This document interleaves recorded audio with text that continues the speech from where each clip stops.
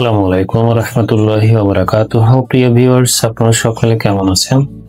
আশা করি আপনারা সকলে ভালো আছেন। নতুন একটি আপডেট টিউটোরিয়ালে আইসিটি জোনের পক্ষ থেকে আপনাদের সকলকে অভিনন্দন জানাচ্ছি। আপনারা সকলে জানেন ষষ্ঠ গণবিজ্ঞপ্তির সুপারিশ রেজাল্ট প্রকাশ করা হয়েছে এবং সুপারিশ যে সমস্ত শিক্ষকগণ সুপারিশ পেয়েছেন তাদের প্রতিষ্ঠানে যোগদানের ক্ষেত্রে আপনি যেদিন প্রথম প্রতিষ্ঠানে যাবেন, আপনি কোন আবেদনপত্রটি নিয়ে যাবেন, আপনার নিয়োগপত্র এবং যোগদানপত্রের নমুনা কেমন হবে সেটি সম্পর্কে আমি আজ আলোচনা করব। তো কথা না বাড়িয়ে চলুন আমরা শুরু করি। আমি আমার গত ভিডিওতে দেখিয়েছিলাম আপনি কোন কোন ডকুমেন্ট নিয়ে আপনার প্রতিষ্ঠানে হাজির হবেন। তারপরও আমি আজ সেই আবেদনপত্রের একটি নমুনা কপি পুনরায় আপনাদেরকে বোঝানোর চেষ্টা করছি। সর্বপ্রথম আপনি যে আবেদনপত্রটি দিবেন সে আবেদনপত্রের তারিখ বরাবর আপনার প্রতিষ্ঠান প্রধানের পদবি, দেন আপনার প্রতিষ্ঠানের নাম এবং প্রতিষ্ঠানের ঠিকানাটি আপনি এখানে দিয়ে দেবেন। দেন বিষয় নিয়োগপত্র প্রাপ্তির জন্য আবেদন, তারপর জনাব যথাবিহিত সম্মান প্রদর্শন পূর্বক সুবিনয় বিনীত নিবেদন এই যে আমি স্মারক নং, এই স্মারক নম্বরটি দিবেন। তারিখ 19/8/2025 ইংরেজি সূত্রে বেসরকারি শিক্ষক নিবন্ধন, প্রত্যয়ন কর্তৃপক্ষ এনটিআরসিএ কর্তৃক আপনার প্রতিষ্ঠানে প্রভাষক বাংলা, এখানে আপনি আপনার পদবিটা দিয়ে দিবেন। নিয়োগের জন্য সুপারিশপ্রাপ্ত হয়েছে সে মোতাবেক আমি আপনার প্রতিষ্ঠানে যোগদান করতে ইচ্ছুক। আমার প্রয়োজনীয় তথ্যাদি নিয়োগপত্র প্রাপ্তির লক্ষ্যে আপনার সদয় বিবেচনার জন্য উপস্থাপন করলাম।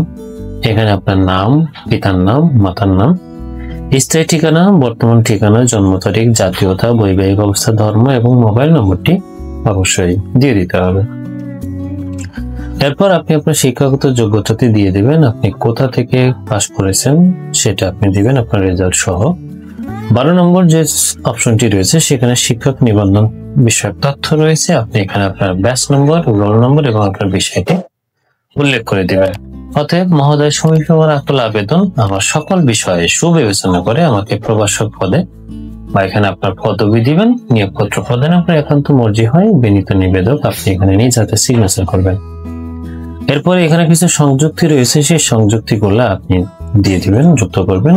এখানে রয়েছে এনটিআরসি এর সুপারিশপত্র, অবশ্যই রঙিন কপিটি বের করবেন। এনটিআরসি এর অনলাইন আবেদনের কপি ও চয়েস লিস্টের কপি, যদিও ততটা প্রয়োজনীয় নয়। শিক্ষাগত যোগ্যতা সনদপত্রের ফটোকপি, শিক্ষক নিবন্ধন সনদের ফটোকপি এবং আপনার জাতীয় পরিচয়পত্রের ফটোকপিটি আপনি সংযুক্ত করবেন। এখন চলুন আমরা নিয়োগপত্রের যে নমুনা সেটি কেমন হবে একটু দেখে আসি। আপনার নিয়োগপত্রের নমুনাটি এমন হবে, আপনার উপরে এটা আপনার প্রতিষ্ঠানের প্যাডে এটা প্রিন্ট আউট হবে, সো উপরটা ফাঁকা থাকবে। প্রেরক সুপারিনটেন্ডেন্ট, আপনার প্রতিষ্ঠানের নাম, ঠিকানা এবং থানা জেলাটি আপনি দিবেন। প্রাপক, এখানে সুপারিশপ্রাপ্ত শিক্ষকের নাম, বাবার নাম, মায়ের নাম এবং ঠিকানাটি হবে।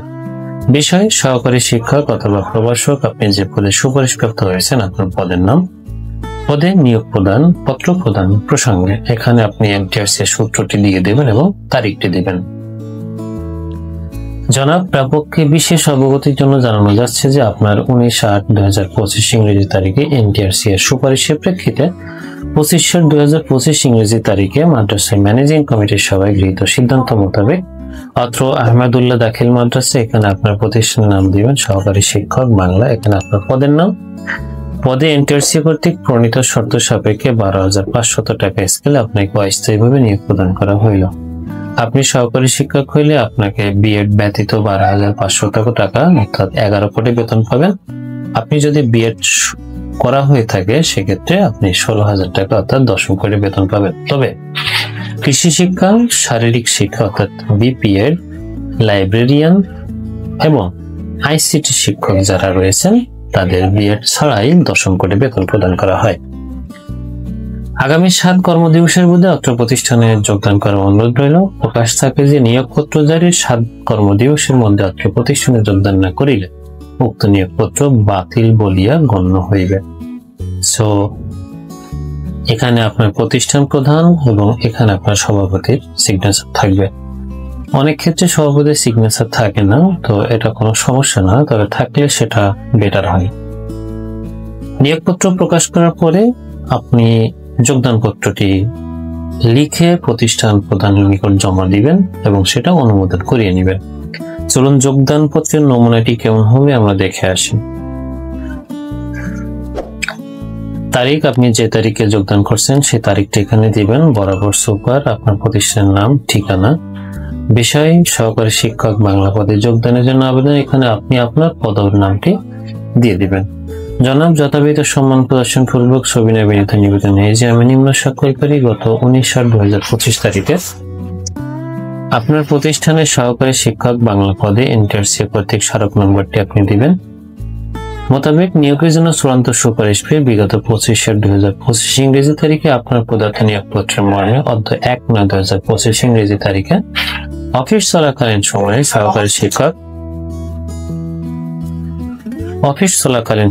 সহকারী শিক্ষক বাংলা পদে যোগদান করিলাম। এখানে আপনার পদের নামটি দিবেন। অতএব মহোদয়ের নিকট আমার আকুল আবেদন, আমার যোগদানপত্র গ্রহণ পূর্বক যোগদান পরবর্তী ব্যবস্থা গ্রহণে আপনার একান্ত মর্জি হয়। বিনীত নিবেদন, এখানে আপনার নামটি আপনি লিখে দিবেন নিজ হাতে, অর্থাৎ স্বাক্ষর করবেন। আব্দুল আজিজ, সহকারী শিক্ষক বাংলা। আপনার ব্যাচ নম্বর, রোল নম্বর এবং মোবাইল নম্বরটি অবশ্যই লিখে দিবেন। এরপর প্রতিষ্ঠান প্রধান আপনার নিয়োগপত্র ইস্যু করায় এবং যোগদানপত্র গ্রহণ করার পর আপনার যোগদানপত্র অনুমোদনের জন্য একটা মিটিং করবেন এবং আপনাদের এমপিও ভুক্তির যাবতীয় কার্যক্রম তিনি শুরু করবেন। এমপিও ভুক্তির ক্ষেত্রে মাদ্রাসা শিক্ষা অধিদপ্তরের